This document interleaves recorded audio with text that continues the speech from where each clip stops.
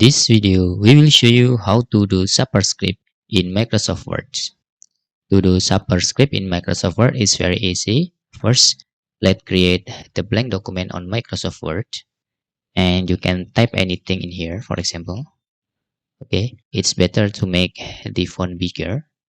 To do Superscript, you can directly block the text that you want to Superscript, and you can just click this icon. Okay, you can see there. Or you can doing superscript when you typing, for example 48 9, and when you click this it will superscript like this. And to disable the superscript, you can just click this again. Now the font will normally, or the text will back to normal.